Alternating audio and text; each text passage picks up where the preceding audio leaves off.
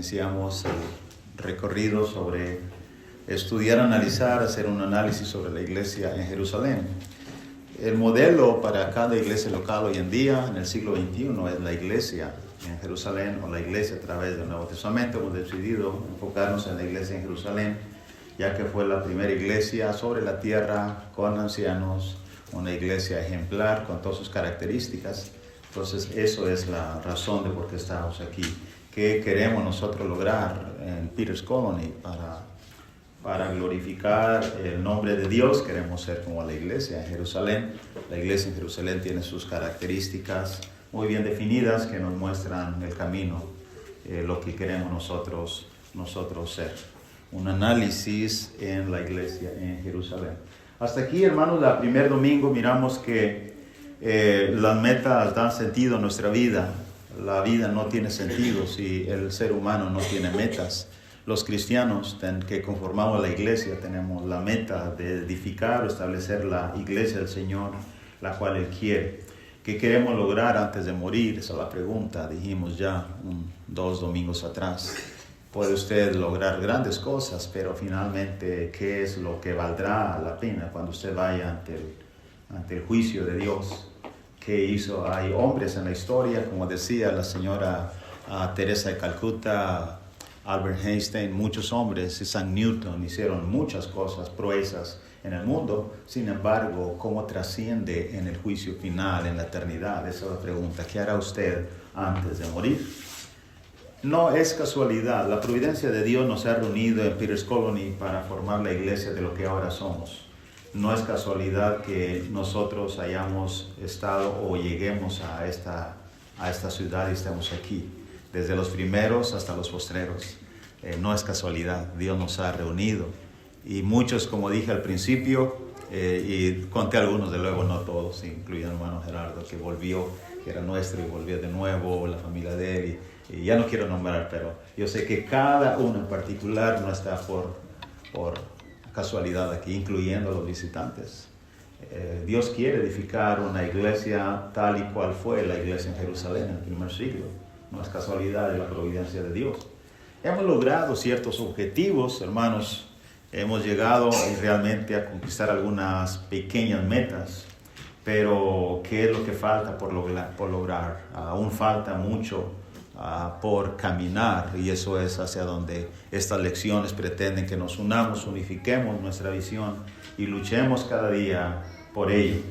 La iglesia en la primera lección en Jerusalén creció de acuerdo a las parábolas del reino de Dios. Una de las características principales es que la iglesia, hermanos, creció, llegó a ser una gran multitud. De ahí que no es normal que una iglesia local no esté creciendo. Eso no es normal. Lo normal es que la iglesia del Señor crece y crece, así como el grano de mostaza, como la medida de harina, de las parábolas, hermanos. Eso es normal. Nuestra oración en la primera lección debe ser: Señor, vuélveme. Si alguien no está hablando del Señor, debe estar preocupado. Es posible que el gozo de la salvación le abandonó y ya no habla del Señor. Entonces necesitamos orar que el Señor vuelva el gozo que trajo la salvación a nuestra vida para contagiar y hablar a otros. ¿Cuál es nuestra oración aquí? Señor, ayúdame a hablar. Ayúdame a hablar. Ayúdame a aprovechar esas almas que se pierden. Ayúdame a ver la gente como el Señor Jesús la miró, como ovejas que no tienen pastor. Así es que, hermanos, tenemos metas. Esa es una de nuestras metas, crecer. La segunda lección miramos, hermanos, que la iglesia se organizó en sus diferentes áreas de trabajo. Hechos capítulo 6. Debido al crecimiento de la multitud, hubo murmuración entre las viudas de los griegos, que éstas eran desatendidas en la distribución diaria. Esto implica que se abrieron una necesidad. El crecimiento origina áreas de trabajo. La iglesia, hermanos, se organizó de una manera excelente.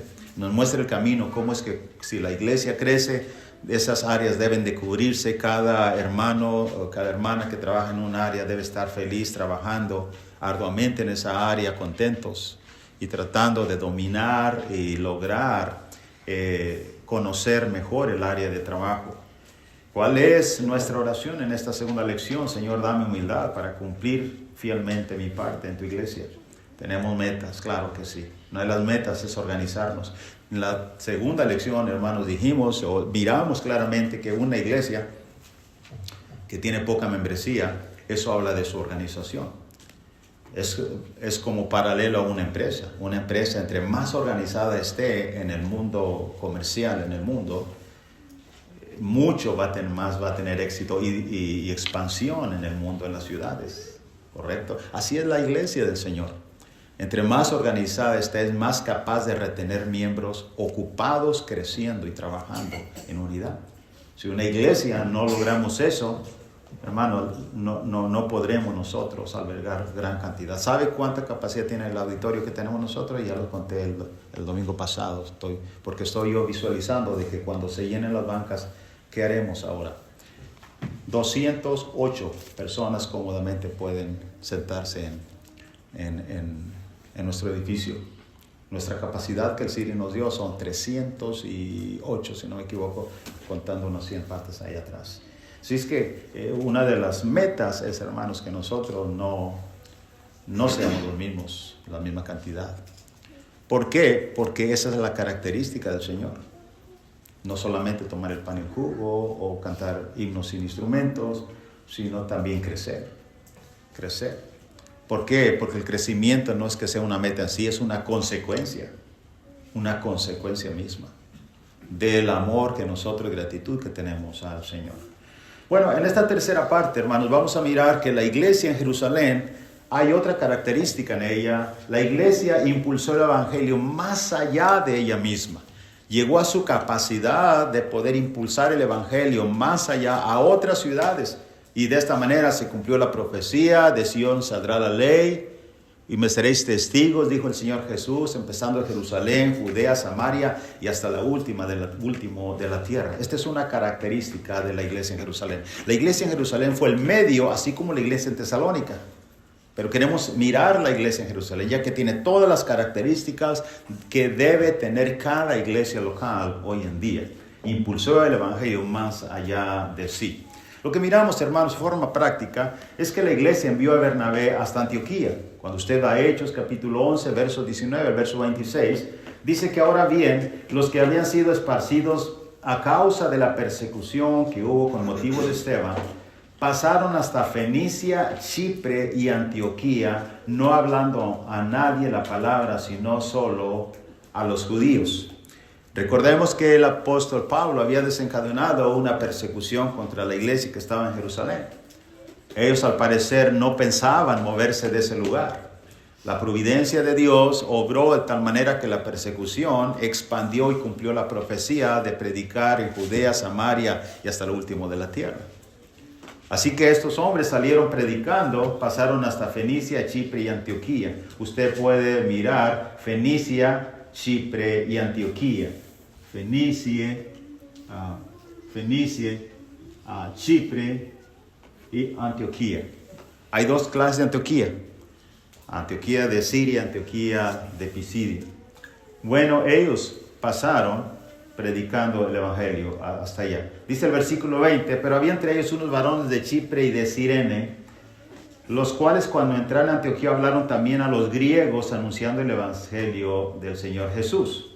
Dice el versículo 20, Chipre y de Cirene. Había entre ellos unos varones de Chipre y de Cirene. Cuando usted lee Hechos capítulo 2, dice de Cirene.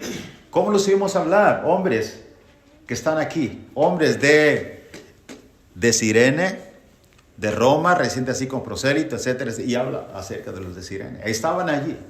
Bueno, cuando fueron esparcidos, ellos regresaron a sus pueblos predicando el evangelio. Chipre y Cirene, ahí ubica Chipre y Cirene. Ahora, el versículo, hermanos, siguiente, dice el versículo 21, y la mano del Señor estaba con ellos y gran número creyó y se convirtió al Señor, hablando de Antioquía. Llegó la noticia de estas cosas a oídos de la iglesia que estaba en Jerusalén y enviaron a Bernabé que fuese hasta Antioquía. Esto fue un cumplimiento de lo que Pablo dijo más tarde en Romanos capítulo 10, versos 14 y 15. ¿Cómo pues invocarán a aquel en el cual no han creído? Y note bien que la secuencia, decíamos, está a la inversa. No es que son enviados primero, bueno, al menos son enviados primero, pero Pablo no hace referencia sino a la como causa y efecto. Empieza del efecto hasta ahí regresar a la causa. Así que, ¿cómo invocarán a aquel en el cual no han creído? ¿Y cómo creerán en aquel de quien no han oído? ¿Y cómo irán sin haber quien les predique? ¿Y cómo predicarán si no fueren enviados? Y eso es en efecto lo que la iglesia en Jerusalén hizo. Envió a Bernabé hasta Antioquía. En el 11:23 de Hechos dice que cuando llegó y vio la gracia de Dios se regocijó y exhortó a todos a que con propósito de corazón permaneciesen fieles al Señor. ¿Por qué? Porque era varón bueno, lleno del Espíritu Santo y de fe, y una gran multitud, no tiene esa expresión, fue agregada al Señor. Es necesario mirar, cuando usted vea los resultados de lo que hizo Jerusalén con Antioquía, tenemos que seguir manejando la palabra ¿qué?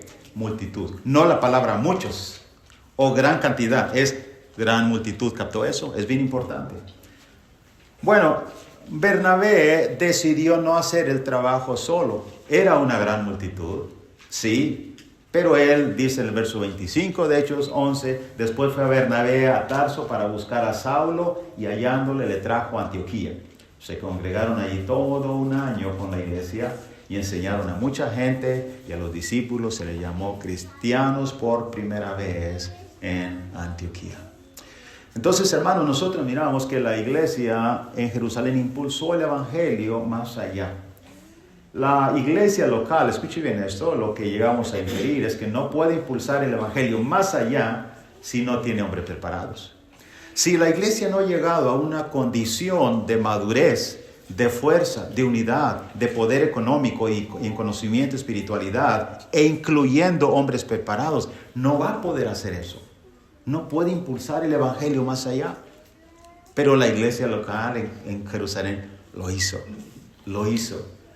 ¿Dónde? Alguien pregunta, ¿y dónde se preparó Bernabé para hacer el trabajo de predicar?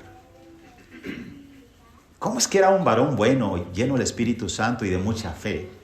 ¿Cómo que fue? ¿Por qué fue efectivo él y una gran multitud? Él solo, una gran multitud fue agregada en Antioquía. Estaba preparado el hombre. Bueno, la Biblia habla de su origen y tenemos que remontarnos al día de Pentecostés. En Hechos capítulo 4, verso 36, cuando hace su primera aparición Bernabé, dice el verso 36 que entonces José, a quien los apóstoles pusieron por sobrenombre Bernabé, que traducido es hijo de consolación. Note bien, hermanos, era levita natural de Chipre. Usted sabe que natural no tiene la aplicación que hoy en día natural significa originario, era de allá, de Chipre, pero era levita.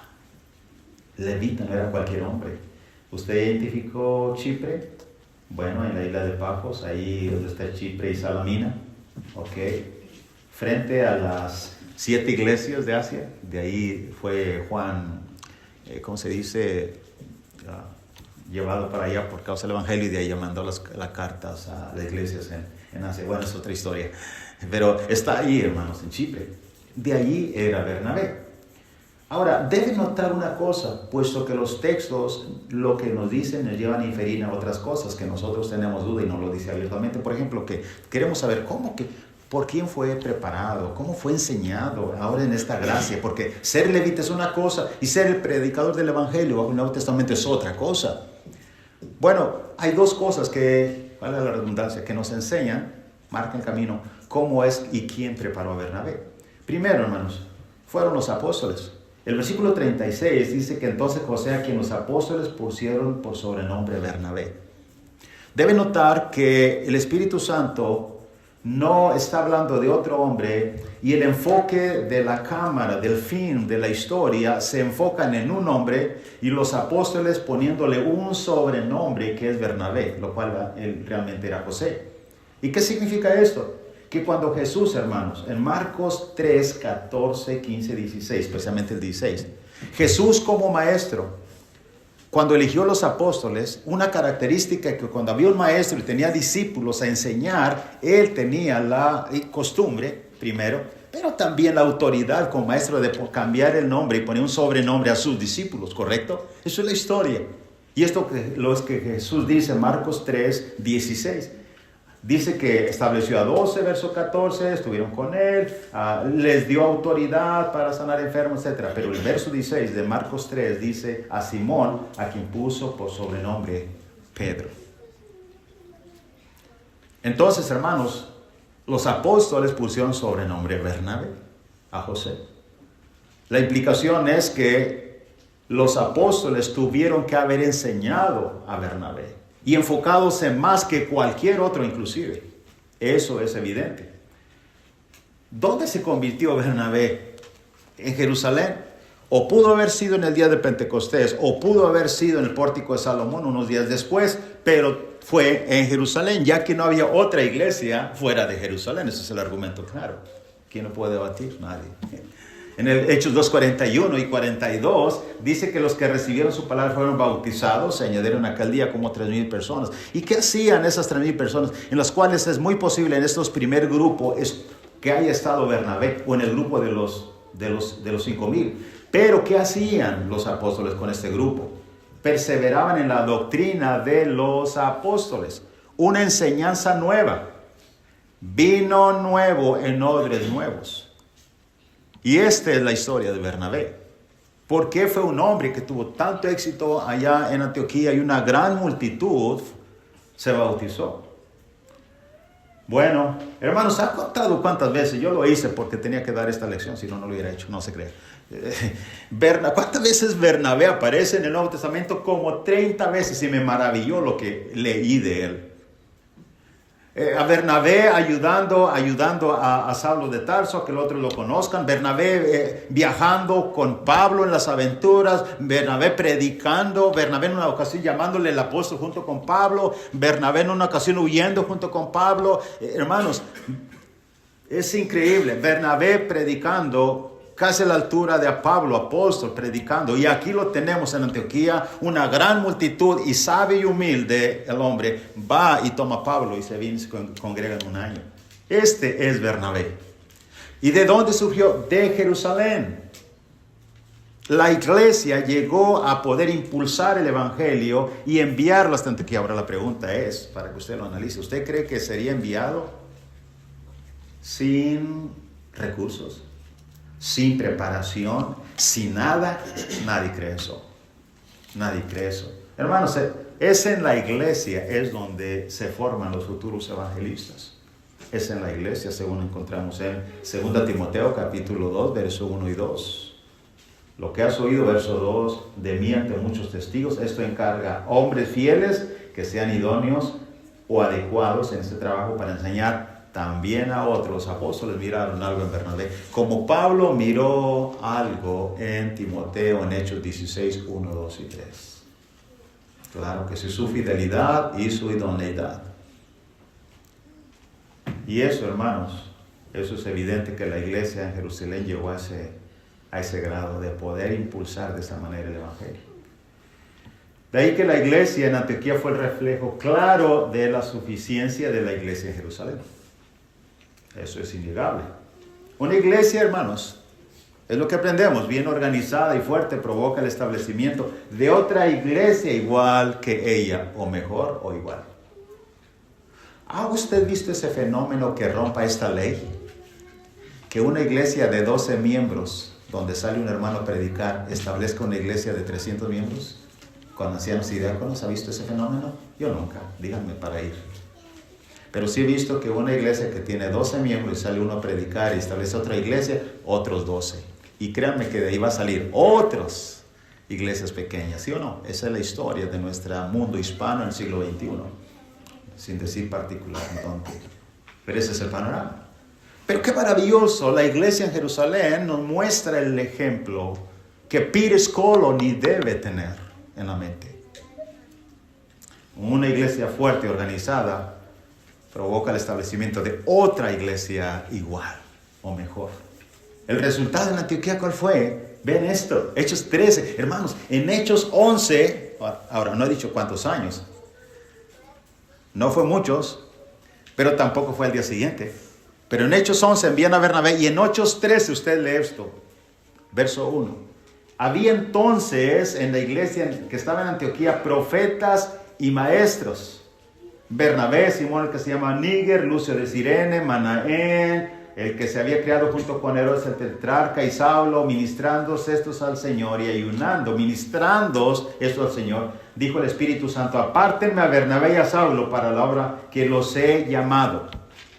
El verso 3 dice, hermanos, que entonces, habiendo ayunado y orado, les impusieron las manos. ¿Para que recibieran el Espíritu Santo? No, es un símbolo de una nueva misión, un trabajo específico. Ya ellos no necesitaban pasar el Espíritu Santo, ya lo tenían. Bueno, les impusieron las manos, les despidieron. Verso 4, ellos enviados por el Espíritu Santo, descendieron a Seleucia y de ahí navegaron a Chipre. Eso es lo que encontramos. En otras palabras, gráficamente, hermano, lo que mira usted ahora en la pantalla es que Romanos 10:15 dice: ¿cómo predicarán si no fueren enviados? En Hechos 11:22 enviaron a Bernabé hasta Antioquía, la iglesia en Jerusalén. Antioquía, posteriormente, en Hechos 13:4, dice que enviados por ahora por el Espíritu Santo. ¿Quién? Pablo y Bernabé.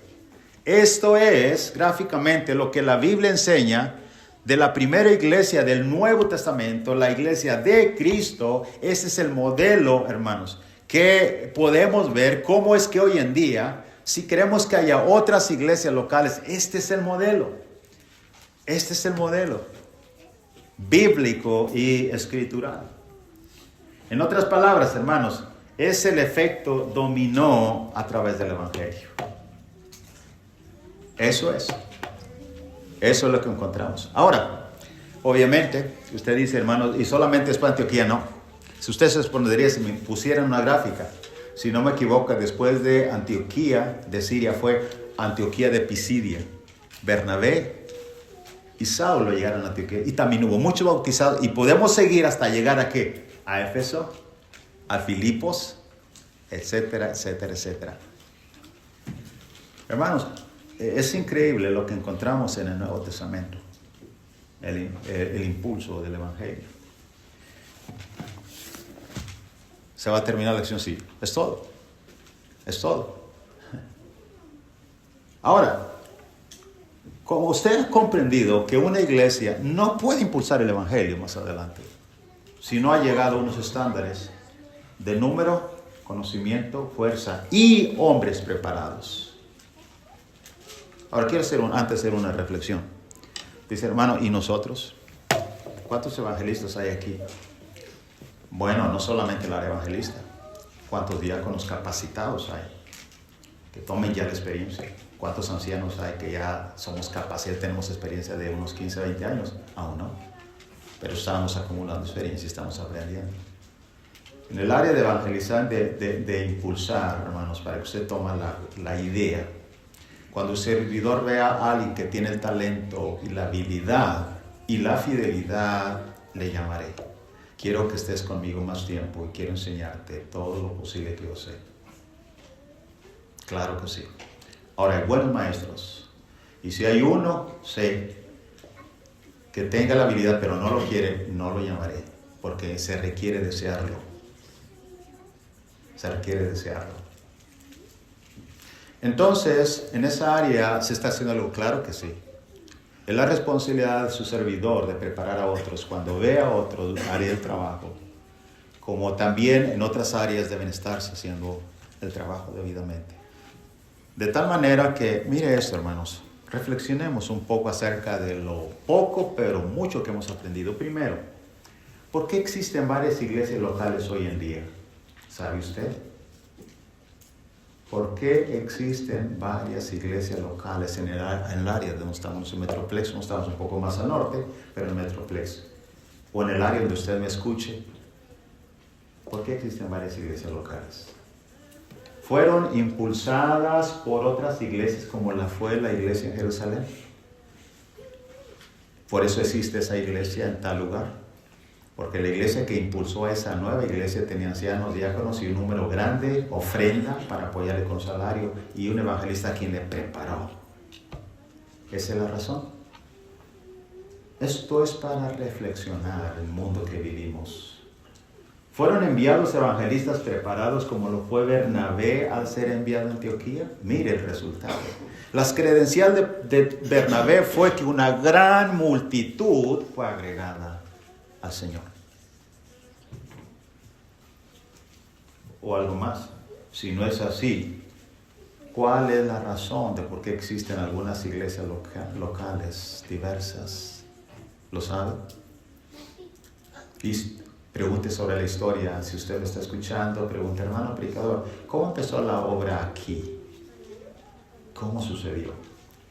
Ahora, no podemos, hermanos, dejar de hacer una mirada a esta lección. ¿Qué aprendo yo de esta lección?